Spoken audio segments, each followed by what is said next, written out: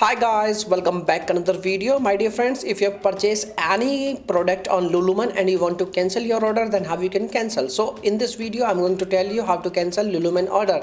So all official steps you can see on your screen. So let's get started. Cancel Lululemon order by phone. An order can be cancelled within 60 minutes of it being placed.